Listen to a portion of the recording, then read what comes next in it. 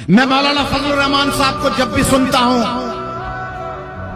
मेरे छोटे भाई मेरे दोस्त राशिद महमूद को सुनता हूं, मुझे बड़ी खुशी हुई थी उस दिन जब 2020 में सिंध के जजायर पे डाका डाला गया तो उसके खिलाफ पाकिस्तान की मुल्क की सतह की कोई पार्टी नहीं बोली थी। मेरे ये बड़े भाई मौलाना फजलुर रहमान साहब बोले थे। सिंध की तरफ से जजायर के खिलाफ आवाज जजायर के सौदे पर मौलाना फजलुर रहमान साहब ने बुलंद किया था।